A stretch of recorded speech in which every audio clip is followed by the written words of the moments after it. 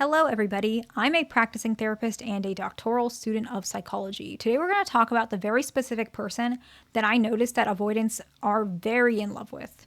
Usually, the way I gauge this, and let me know your thoughts on this, as a therapist, I notice a pattern between who the partners of the avoidant is, right? Like, let's say I have an avoidant male, and I also notice the traits of his wife because he obviously married her, right? Long-term relationship. We have a, let's say, dismissive avoidant female and an anxious preoccupied male. I'm going to look at his traits too. And what I notice is the partners of the avoidance all have similar traits. And then the avoidants usually admit, hey, yeah, I married this person because of X, Y, and Z, or I love this about this person. And so there is a pattern. Whether people want to admit it or not, I think avoidants really do fall madly in love with a very specific person. And we're going to talk about some of those attributes. Now, if you don't have all these attributes, it's okay. You can lean into some of these things about yourself, but you don't have to. Nobody's perfect. It's okay. Besides, we're just talking. This is speculation. This is based on things I see. I could be very biased. I'm a therapist, so I only see it from a very small lens, people who actually go into therapy. Remember that, okay? Take everything I say with a grain of salt. Everything on this channel, grain of salt, okay? I am not perfect. Nobody is. Trust yourself over me. Best way to put it, okay? The first one is somebody who manages their emotions. Being calm, showing calmness, managing your emotions internally or processing them out loud in a way that's not so overwhelming can actually help avoidants to feel respected and attached to you, really attached to you, okay? The next one is you do not play games, specifically manipulation, okay? Things happen. Everyone makes mistakes, but you're not intending to manipulate them, okay? You communicate directly without manipulation to avoid overwhelming your avoidant partner. That's the best way I'm going to put it. The next one is you promote positivity. I like this one because it helps relationships in general. Basically, you have a positive outlook on relationships in general or life, and you translate that verbally, physically in your attitude about life. You might say, oh, I really appreciate, let's say you're talking about a politician and their partner. Maybe a politician, he's male and he's got a wife. And you're saying, oh, I really appreciate how throughout all of this that they're going through, they still stick together and stay married, even after everything. You said something positive about relationships, but just in general, and that helps avoidants to let go of the negative beliefs they have of life and love because they're kind of getting influenced by you. You didn't say anything directly to them, but you're just telling them how you feel, okay? The next one is actually that you correct your partner respectfully. You say it in private. Maybe they did something wrong or silly or something that maybe you felt, okay, that, I want to help them, or they said something correct, like incorrect, like they said something not factual. And you do want them to know, but not in front of everybody. So maybe after the discussion is over, whatever it is, you pull them aside and say, hey, just wanted to let you know this is X, Y, and Z. If it's important. If it's not important, who cares? But if it's important, you might mention it. Maybe it's about you. Maybe they said, oh, I don't know, we've been together for 2 years. And you're like, no, we've been together for 3 years, 2.5, whatever it is.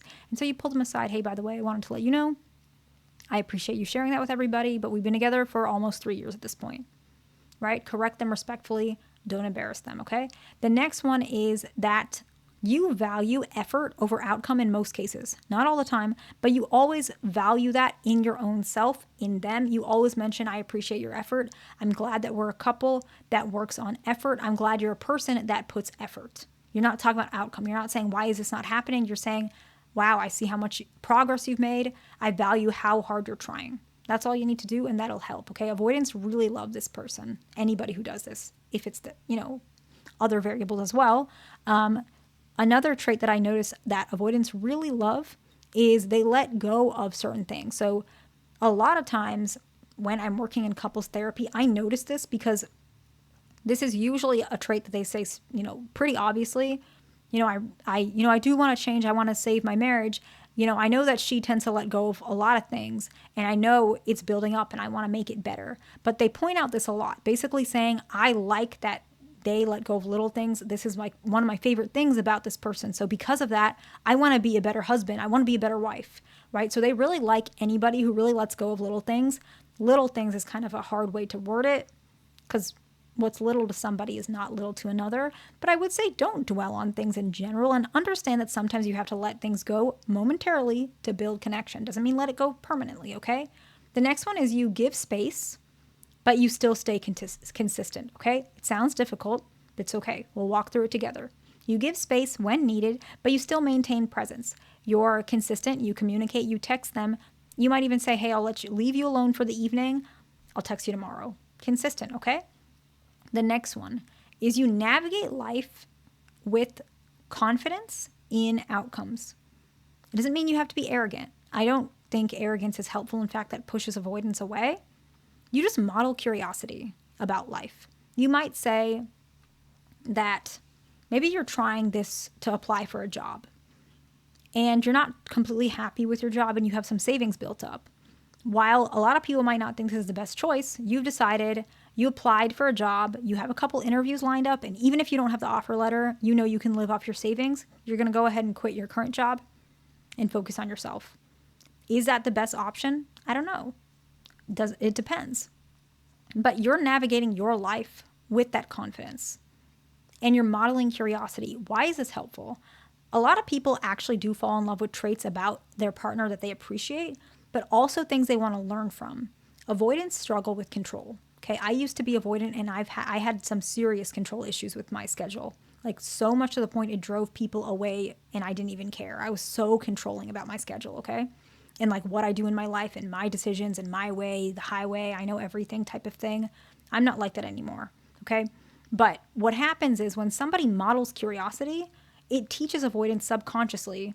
You don't have to be so rigid. You don't have to be so afraid of outcomes. You don't have to be so controlling. You don't have to be so me, myself, and I, right? And they learn that because they don't really like this about themselves, but they don't know how else to operate. They've been doing this since they were a child. And so when you model that, they start realizing this is another way to do things, especially if you get the outcome you were looking for. They might learn that too, and it's going to help. They really love that, okay? The next one is validate their emotions. You acknowledge their feelings in the moments of vulnerability without judgment to promote trust, okay? The next one is somebody who calls them out. Depends on how long you guys have been together. But a lot of avoidants very directly, openly admit this in therapy. I really like that my partner tells me things how it is, and I trust their opinion. Doesn't have to be all the time, but every now and again, okay? The next one is you talk about yourself. A lot of you guys struggle with this one. I know this, okay? I see it all the time in therapy and I read your comments, okay? You let them talk about their life, or if they don't talk, you just ask about them, but you never talk about the aspects of your life, or you don't do it as much. Please. Try to talk about some aspects of your life. You're important too, and expressing that connection always puts a sense of you believe in yourself, right? And you don't always want to put your partner first. It also makes them feel uncomfortable. Avoidants do not like being on a pedestal. It makes them very uncomfortable, okay? And I might talk about that another time, but so many of them have a childhood situation where they were kind of put on a pedestal. I'm going to give myself as a quick example, and then I don't want to stick on this too long, but I've told you guys before, my dad's avoidant, right? And he would always teach me, don't have emotions, don't do this, whatever it is. And my parents are divorced, right? I was a lot like my dad from the get. And so my mom got really attached to me. She's very anxious. And she always had these expectations for me, which drove me away further. And it was very annoying. But what ended up happening is because of these expectations, even though she was very attached to me, she also put me on like a pedestal. Because she was trying to live up to what she wanted from my dad, and she wanted to change me, subconsciously trying to change him. Didn't work. I pulled away. She became even more anxious. But she always had me on this really high pedestal. And what happens when you put somebody on a pedestal? Avoidants feel this way, okay? Anxious, preoccupied does not understand this as much because they don't have this experience. But we know if you're an avoidant or used to be, being put on a pedestal means if I don't do what you want, you're going to scream at me. That's what it feels like. I know that's not what you guys mean, but if you put someone on a pedestal, you're always doting after them, you always expect so much from them, you also become very obsessed with an outcome of them, okay? If you're not 100% this way, I'm going to be upset and I'm going to crash out. You're not doing that, but avoidants believe that, and they have experiences like that. I'm telling you this from personal experience. You guys might find out a lot of your partners feel that way, so don't put them on a pedestal. Share things about yourself too. You are important. You guys are equal, okay? The next one is be non-judgmental. Avoidant individuals very much feel safe in non-judgmental spaces, which fosters safety in relationships. And the last one is introduce new experiences. Doing something together that's new, maybe new for them, maybe new for you. Do something, rock climbing, whatever it is, play chess. I don't know what it is, okay?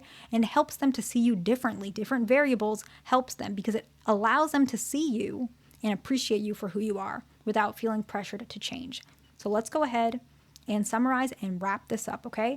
Manage your emotions, no games, promote positivity, correct your partner respectfully, value effort over outcome in most cases, let go of little things or whatever, let go of some things. Little might be not the best word, okay? Give space, but still stay consistent. Navigate life with presence and confidence and curiosity, okay?